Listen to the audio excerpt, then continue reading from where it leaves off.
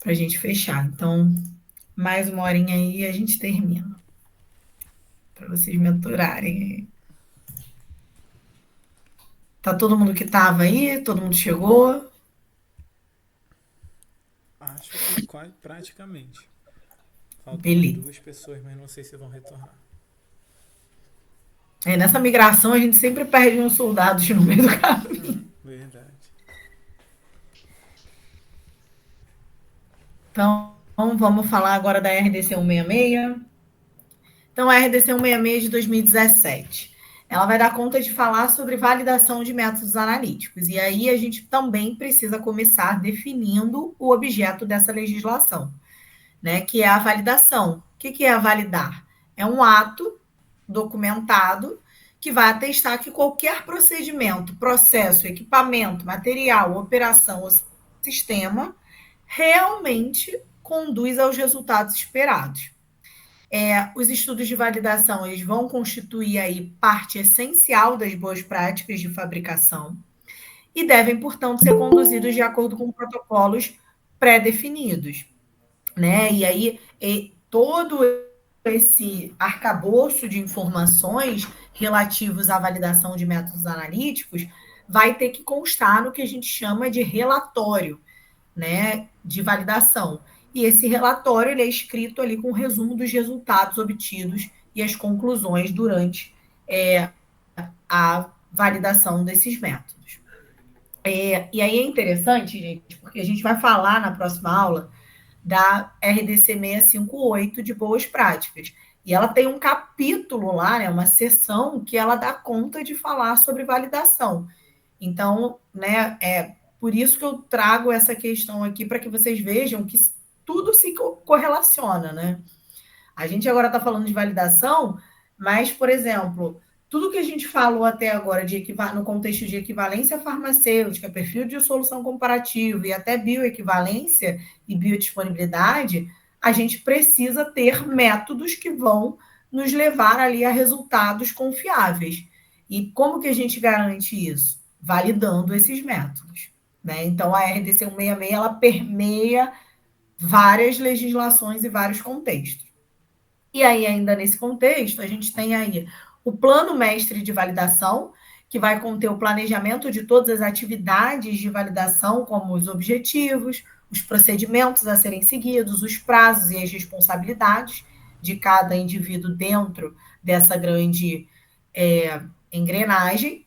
E o protocolo de validação, que é um plano escrito que vai descrever como a validação deve ser conduzida, definindo os critérios de aceitação, vai incluir a lista de equipamentos, os parâmetros de cada teste, o desenho experimental daquele método, os dados que vão ser coletados e medidos, os documentos inerentes e os pontos de decisão e responsabilidade. E aí a gente, né, traz aqui a capa da RDC e vamos entrar então agora efetivamente na 166. Essa resolução, como eu disse, né, ela vai dar conta da validação de métodos analíticos, então ela é aplicável a métodos analíticos que sejam empregados com a finalidade, né, ali para controle de insumos farmacêuticos, medicamentos e produtos biológicos em todas as suas fases de produção, ok? É muito importante a gente saber a aplicação. Então, é método analítico empregado para insumo farmacêutico, medicamento e produto biológico em todas as fases de produção. A gente vai definir insumo farmacêutico, mas insumo farmacêutico pode ser tanto o fármaco como o excipiente, tá? E aí a gente vai ter métodos analíticos para dar conta da qualidade de fármacos e excipientes, e eles precisarão ser validados.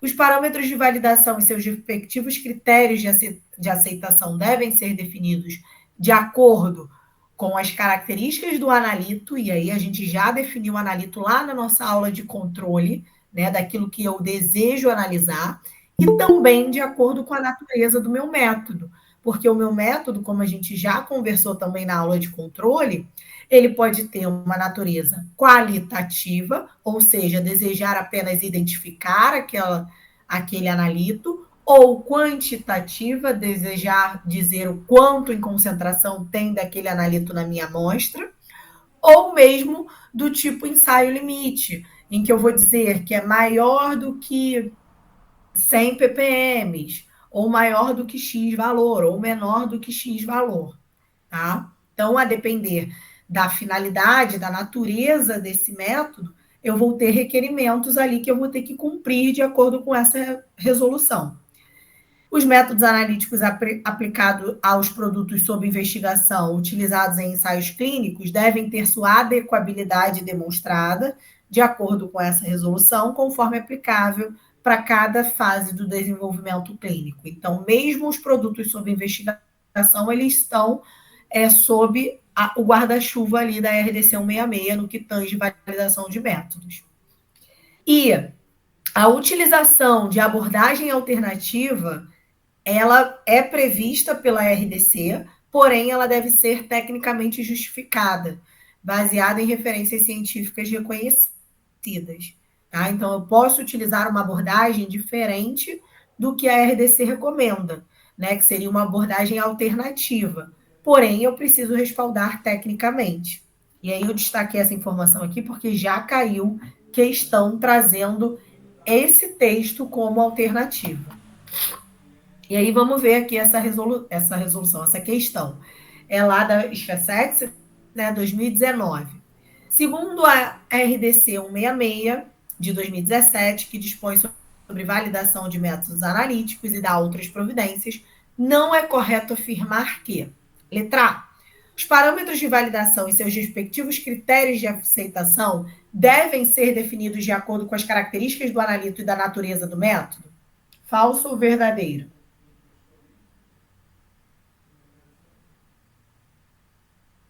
Gente. Verdadeiro. Verdadeiro. B. Métodos analíticos aplicados aos produtos sob investigação utilizados em ensaios clínicos deve ter sua adequabilidade demonstrada de acordo com esta resolução, conforme aplicável para cada fase de desenvolvimento clínico? Falso ou verdadeiro? Verdadeiro. Verdadeiro. Percebam, gente, olha só, informações que estão logo assim que você abre a RDC e que a gente tende a pular, né, normalmente, porque a gente acha que, já sei para que ela serve, vou ler aqui leitura dinâmica sem prestar atenção. E olha isso, a primeira questão que a gente traz aqui aborda justamente todos os conceitos que estão ali em 3 parágrafos, nos 3 primeiros parágrafos dessa resolução.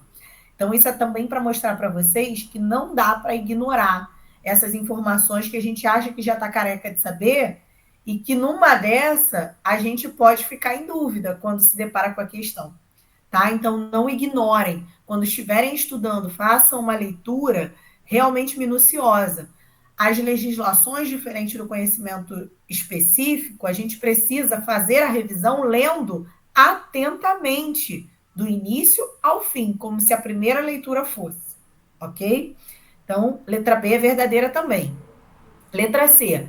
Não será admitida a utilização de abordagem alternativa para a validação de métodos analíticos aplicados a produtos biológicos, como ensaios biológicos e imunológicos? Falso ou verdadeiro? Falsa. É falso. A gente viu que uma abordagem alternativa, quando tecnicamente justificada, ela poderá ser utilizada, sobretudo quando a gente fala aí de produtos biológicos, que é também um alvo dessa legislação. Ela fala ali no seu primeiro parágrafo que a gente vai aplicar ali, empregar tanto para insumo farmacêutico, como medicamento, como produto biológico. E essa abordagem alternativa, normalmente, ela vai ser requerida para o caso desses produtos biológicos que são mais diferentões, tá? Então, gabarito letra C. E, finalmente, a letra D. Estão excluídos desta resolução os métodos microbiológicos para os quais devem ser apresentada justificativa técnica para a abordagem escolhida, baseada na farmacopeia brasileira ou em outros compêndios oficiais reconhecidos pela Anvisa. Essa informação é verdadeira, tá? A gente está lá escrito bem bonitinho na legislação. Então, aqui a gente não vai tratar de métodos microbiológicos, tá? Para esses métodos, a gente normalmente vai basear ali na farmacopeia brasileira ou outros compêndios oficiais, mas as coisas que a gente vai falar aqui não incluirá métodos microbiológicos, ok? E aí, a abordagem que eu utilizar para validar ali um método microbiológico, ela precisa ter um respaldo científico, né? Vai ser uma abordagem alternativa, tá? Principalmente quando a gente fala aí de medicamentos, produtos biológicos, que vão ter esses requerimentos microbiológicos aí, né, a depender da finalidade. Tudo bem? Tá claro? E aí essa legislação traz ali definições muito importantes e que no passado eram muito cobradas, tá? Então é necessário a gente se atentar a essas definições, porque a qualquer hora elas podem voltar a cair, né? Então vamos ali. Destaquei algumas, mas depois vocês vão ler aí as outras todas na íntegra com calma. Então, 3. Caracterização de substância química.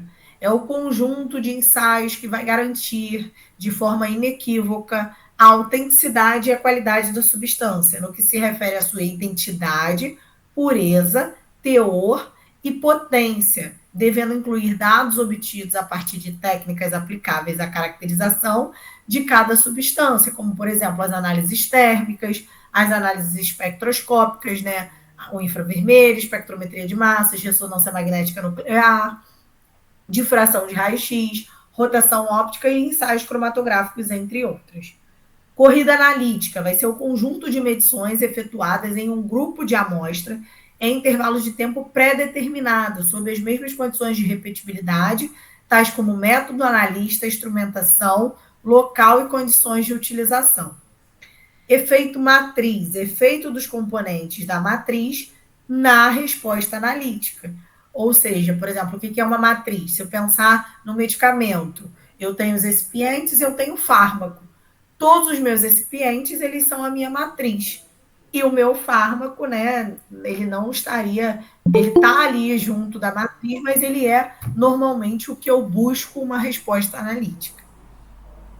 Ensaio limite, são ensaios que permitem verificar se a quantidade do analito está acima ou abaixo de um nível previamente estabelecido, sem quantificar com exatidão, sem dizer precisamente quanto daquela substância existe naquela amostra, e sim dizendo apenas se está acima ou abaixo daquele valor. Matriz, composição que mimetiza a amostra sem a presença do analito.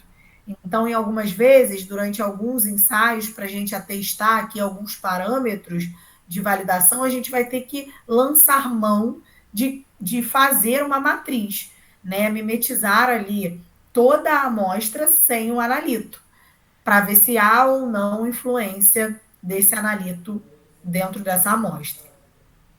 Matriz complexa, aquela que contém um número indefinido de substâncias não monitoradas, não podem ser obtidas sem a presença do analito. Exemplo disso são os insumos farmacêuticos ativos de origem vegetal.